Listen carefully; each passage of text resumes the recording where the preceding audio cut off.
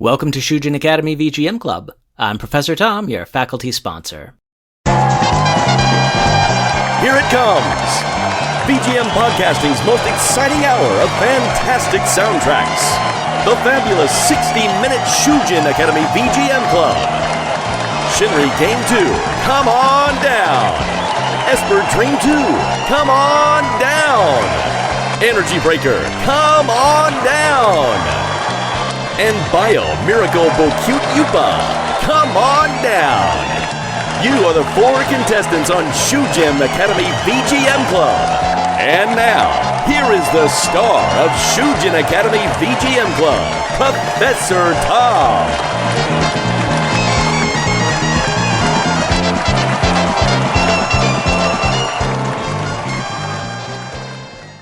I welcome you to Shujin Academy VGM Club. Today's opening track was Come On Down from The Price is Right, composed by Ed Kalehoff, with some bonus announcing from my buddy Josh Grisham and some extra crowd noise to get that game show feel just right. Even without edits, this both is and is not video game music. It is not VGM because it was composed for a game show back in the early 1970s, and it is VGM because the version of the song that I'm using today was pulled straight from the Price is Right game for the Nintendo DS. Fun fact, Price is Right host Bob Barker received his bachelor's degree in economics from Drury University, the very same institution of higher learning where I dropped out of business school. Today's episode is the Soundtrack Showcase Shodown. I'm taking a break from my normal mood-themed playlist, and instead, we're going to check out 4 terrific soundtracks for games that deserve some attention. None of today's games were released in North America for their original systems, so you're probably going to hear something new today. We'll start things off with a journey through the soundtrack of the Shinri Game 2, Magical Trip, for the Super Famicom. As you might expect from the title, this is the sequel to the Shinri game, and there were quite a few other games in the series released after this one. Researching this game online was challenging, but it looks like the first 3 games in the series were on the Super Famicom, and then there was also a Super Famicom spin-off game. And then there were 10 entries in the Shinri game series for the PlayStation, which is a lot. Looking at the list of release dates, it looks like the Super Famicom games came out first, starting with the original Shinri game in 1993, and then followed up with Shinri Game 2 and 3 and Zengoku Judan Ultra Shinri game, all of which came out in 1995. The PlayStation releases in the Shinri game series started in 1996, where they restarted the series numbering, and then the PlayStation Shinri Game 2 and 3 came out in 1997, followed by Shinri Game 4 in 1998, and then Shinri Games 5 through 10, which were released every 3 months, starting in December of 1999 and going all the way through March 2001. There is also a Shinri game for the Dreamcast, and I'm pretty sure that's all of them, although I might have missed something. What are these games?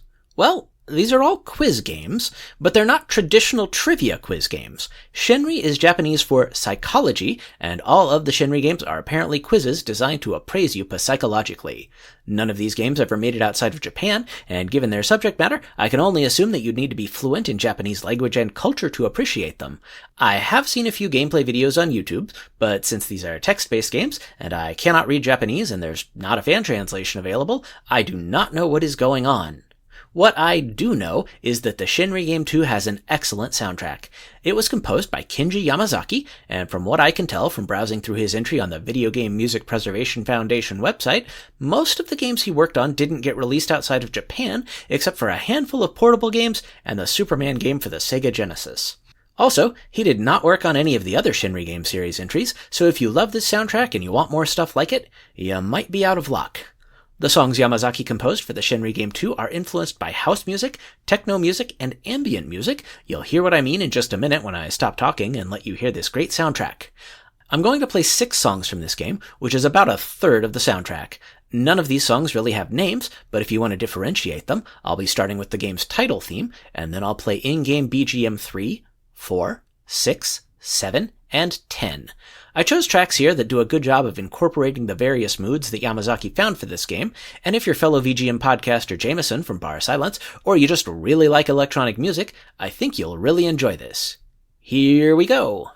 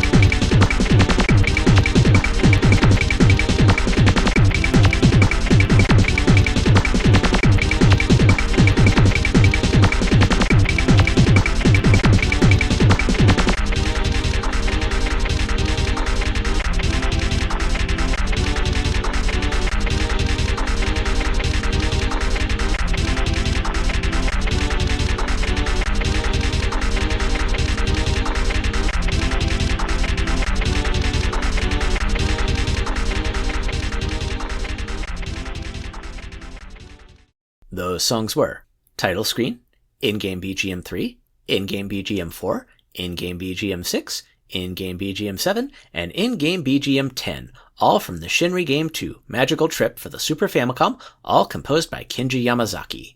For our second contestant, we've got Esper Dream 2, Aratenaru Tatakai for the Famicom, released in June of 1992. And if you've got your game console release dates memorized, or if you're like me and you just look them up on Wikipedia whenever you need to know them, you might recognize that this game came out a year and a half after the Super Famicom was unleashed on an eager Japanese market. Although a lot of late-in-life console releases tend to be shovelware, there are also a number of hidden gems that come out near the end of a system's life. These games often push the hardware to its limits because the developers have had years of experience knowing exactly what they could get out of a system. Esper Dream 2 is one of the Famicom's hidden gems. This is a Konami title, so you know the devs knew exactly how to make the aging hardware sing. Konami also used the VRC6 mapper chip on this cartridge, which was a special sound chip that added some extra channels to the Famicom's sound capabilities. The VRC6 was also used in Madara, another Konami Famicom title that never left Japan, and in the Japanese release of Castlevania 3. You might be wondering, what kind of game is Esper Dream 2? Well, as you may have inferred from the title, it's the sequel to a Famicom Disk System game called Esper Dream, and also it's a top-down RPG about a young boy who visits a library and gets magically transported into the books on 5 magical bookshelves. There's a shelf that takes you to a seaside town, a shelf that takes you to a train flying through space like anime classic Galaxy Express 39, a shelf that takes you to a factory full of various hardware implements that have come to life, a shelf that takes you to a mystical mountain, and also a shelf where the hero of the first Esper Dream game just straight up gives you an important plot item instead of you having to go through a big level and fighting a boss, and so on. Esper Dream 2 is an RPG, but unusually, its random encounters are handled as top-down action sequences. Each world you visit also has a unique companion that joins you and helps out during combat, which makes the game a little bit like Secret of Mana. There is a fan translation of it if you'd like to play it for yourself, and you can also find YouTube playthroughs of it if you're someone who likes watching long plays. We, of course, are here for that sweet VRC6 soundtrack, and it was composed by 2 people. Person number 1 is Shigemasa Matsuo. He worked at Konami for about 5 years and contributed to multiple NES soundtracks before leaving the game industry to work as a secular musician.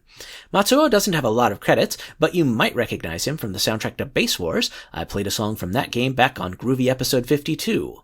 The other person who worked on Esper Dream 2 is VGM legend Manami Matsumae, who worked on this soundtrack after she left Capcom and went freelance in 1990. She's best known for her work on the original Mega Man and on Shovel Knight, and at some point I should sit down and check out her work on the Derby Stallion franchise of horse racing games, because I've come to appreciate the fact that horse racing games tend to have fun soundtracks. Anyway, the loops for the songs on this soundtrack are pretty short, but they're also quite good, and those 2 things mean that I'm going to play a whopping 11 songs in a music segment that is about 11 minutes long. The songs you'll be hearing are Name Entry, Toaru Library, Books 1 and 5, Town, Item Shop, Book 1, Underwater, Area Clear, Book 2, Rikki on Train, Book 2, Express Train, Book 4, Lava Area, Book 5, Mount Crystal, and finally, Ending and Credits. Let's check them out now.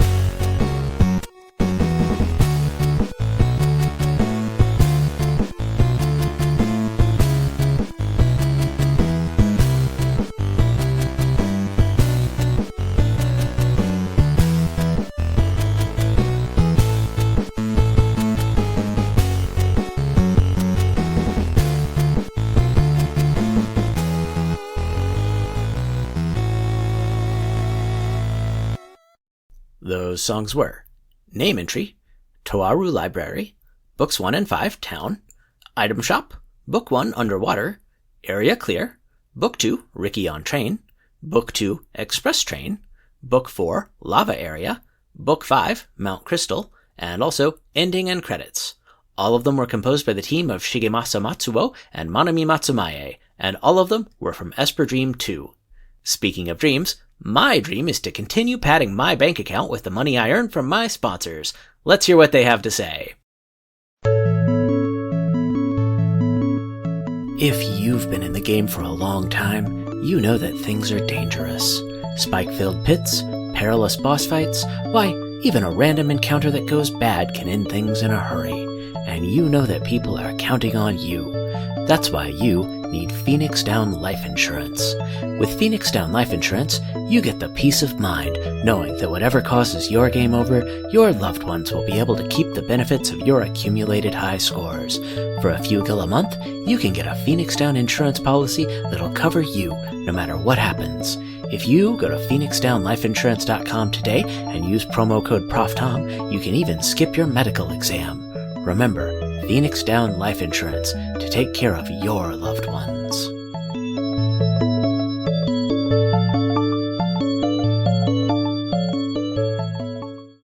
Now, back to the show. Today's third contestant is Energy Breaker. This is an isometric tactical RPG released in 1996 for an aging Super Famicom. It featured art and character designs from Yasuhiro Naito, who is known for his work on Space Cowboy anime Trigun, and it was developed by the team at Neverland, who are known for their work on the Rune Factory series and on the Lufia games. Energy Breaker is actually a distant prequel to the Lufia series, although from my research, there's not much in terms of plot that actually connects them. As with Esper Dream 2, even though this game came out late in its system's life cycle and never got a release in English, there is a fan translation if you want to experience it for yourself. Lufia 1 and 2 composer Yasunori Shiono did contribute a handful of songs to Energy Breaker, but the overwhelming majority of the game's soundtrack was composed by Yukio Nakajima.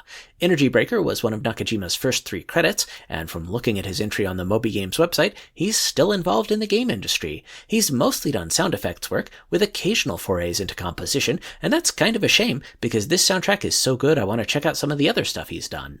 There was one other person who worked on the Energy Breaker soundtrack, a mysterious figure, shrouded in mystery, known only as Yuusei Yamamoto. I have no information on this person at all, and none of my research turned up anything. Apparently they appeared out of nowhere, did 2 songs for this game, and then vanished without a trace.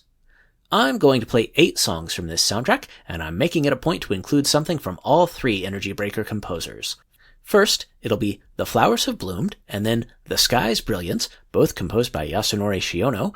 Then we'll hear Scientist's Waltz, one of Yuusei Yamamoto's songs, and then there are 5 songs from lead composer Yukio Nakajima. The Guiding Fortuneteller, then Golden Colored Wind, then the rousing Hero's Adventure, followed by To the Blue Horizon, and we'll close out the block with The Prayer Bells Do Not Toll. Now, let's hear the sound of breaking energy.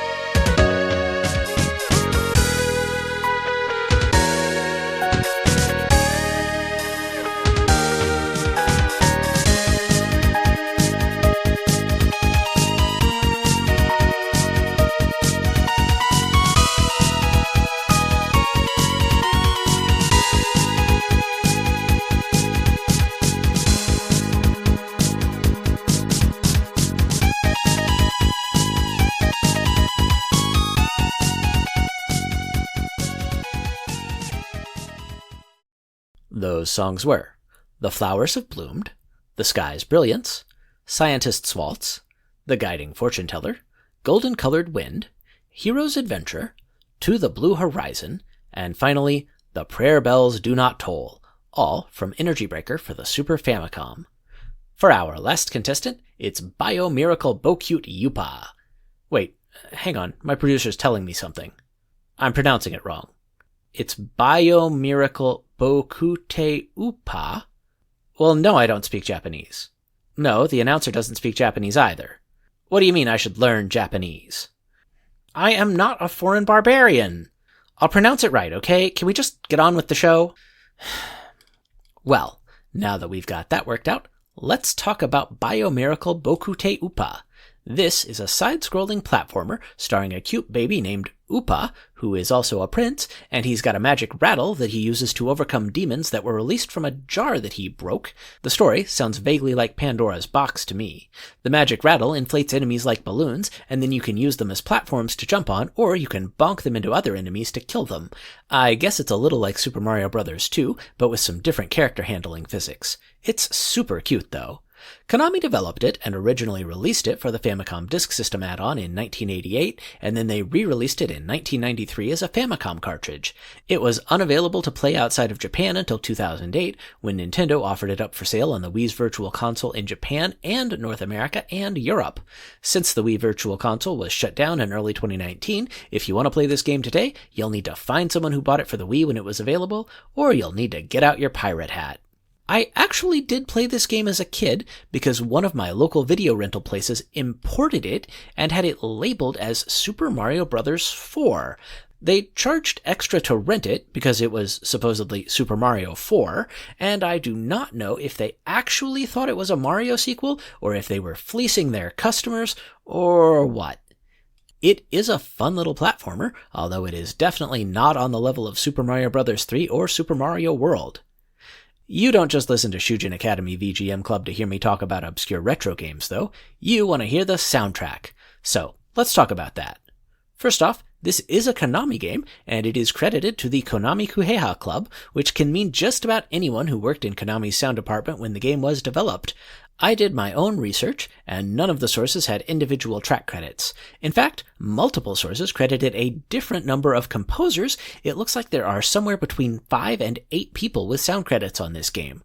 I'm confident that Atsushi Fujio, Kiyohiro Sada, Koji Murata, Seiichi Fukami, and Yuko Kurahashi all contributed to the soundtrack, and I think that Kaori Kinouchi and Kozo Nakamura did sound effects, and then there's someone known as Jetbath Fuji who may also be a composer based on one source I found. It's possible that some of those people worked on the original game, and then some others were involved in reworking the game's music for the cartridge re-release. I don't think I've got time in this show to go through the careers of all those people, but individually, they contributed to some classic Konami soundtracks like Snatcher, the X-Men arcade game, and the Teenage Mutant Ninja Turtles NES game, among others. Collectively, they turned in a great soundtrack, and we're going to listen to most of it. We'll start off our block with A Rattle Samba, which is the game's main theme, then we'll hear Boss Battle, then Sweat on the Beat, then Underwater Stage, and then Ice Stage, followed by Final Boss, and finally the game's end theme, which is called The Land of Happiness.